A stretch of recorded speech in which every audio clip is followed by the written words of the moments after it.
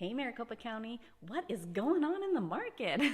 I'm going to cover a lot in this update, so if you know someone thinking of buying or selling, or even just someone that likes to talk about the market, make sure to share this with them right now because they will definitely want to hear this one. Let me start by quoting a comment posted March 1st by the Cromford Report, which is the trusted resource for real estate data in the greater Phoenix area. The contract ratio for all areas and types has risen above 60. This means we are officially in a hot market again.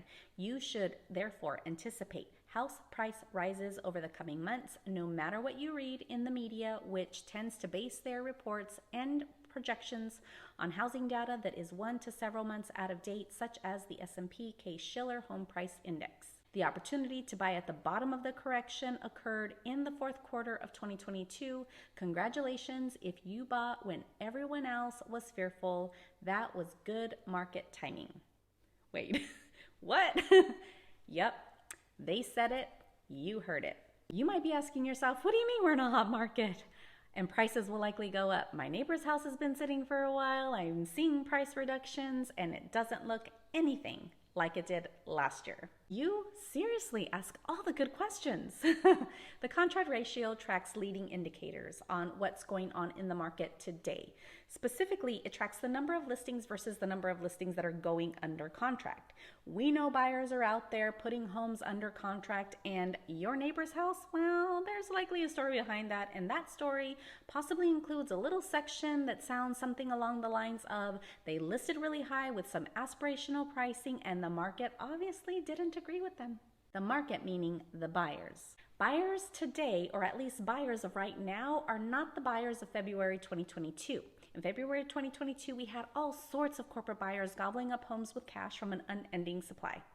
And if you've been following my market updates for any time, you know that I've been alluding to the fact that we are moving towards a market that favors sellers for some time. You also know that most of Maricopa County is showing that they are currently in a seller's market with a few exceptions, which if things get too hot, could be very bad for both buyers and sellers. Let me take a moment to show you some visuals so that you can understand exactly what I'm talking about.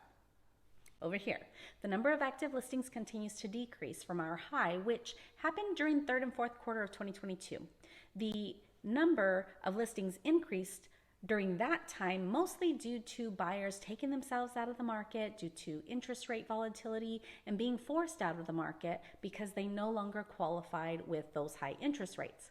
Our current inventory is equivalent to what we saw in mid-summer of 2022, and although this graph only shows what happened last year, I must add that inventory has been historically low for some time. It's just getting lower. Over here tracks the listings under contract on a weekly basis and compared to activity over the last 2 years. As you can see, the number of listings going under contract is increasing each week. But see little plateau over here? This is week 6, and it is in line with the interest rate jump in February, which happened right after the last Fed meeting. This chart right here is one that could have the biggest impact on the temperature of the market.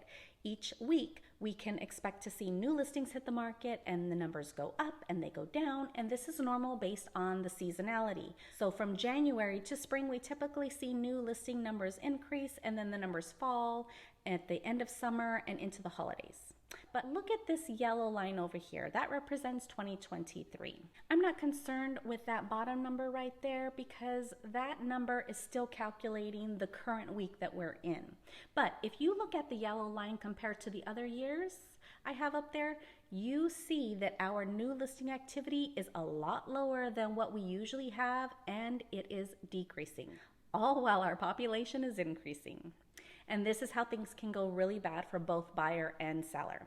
A healthy market is a moving market. Buyers are buying and sellers are selling. But a seller that is looking for a replacement home, a home to replace their primary residence because they need bigger or smaller or a different location, whatever the case, that seller will only list their home if they're confident that they can secure a replacement home. Because even if it's a seller's market and there's a possibility of a quick sale, selling for over list price or whatever the case may be, no one is going to sell their home just to be homeless. Then what happens? What happens is people don't list, no new homes hit the market, but buyers are out and people are relocating, right? So things get tight and tighter and home price inflation and interest rate increases, and it's 2021 and 2022 all over again, and that was not good for anyone. I'm not predicting the future, but boy, do I wish I could. No one knows how hot the market will get, how much home prices will appreciate in this next year, or what effect, if any, an interest rate increase to 7.5% could have on the spring buying season, because that is a possibility. But based on what is going on right now, I do believe it's a great time to buy and sell. And if you've been thinking about it, and I know you have, let me leave you with 3 things to consider. First and foremost, real estate is hyperlocal. I say this every time. Every area is different. You need to partner with an agent that knows and understands the data surrounding your particular market. I study all of Maricopa County, and I hyper-focus on the areas that my clients are selling and buying in, so I can advise them appropriately. And although the market is officially termed as being a hot market, there are still areas out there that are considered buyer's markets and a couple of balanced markets. So I have a different plan and strategy with each of my clients that's specifically based on the area that they are interested in. This is never a one-size-fits-all type of thing. Partner with an agent that is an expert in your market. 2, buyers are out getting homes under contract, and for the time being, things are functioning a lot like a normal, balanced, and healthy market. We are seeing multiple offers out there in some areas, but overall, it is healthy to buy a home today. Homes are not flying off the shelf, and things aren't going up buku bucks from one sale to the next. That's always good. But we have almost 300 people moving to the Valley every single day, and that is potential for competition that could drive home prices upward really fast. Will that happen? I don't know, but based on what we know today, it is a possibility.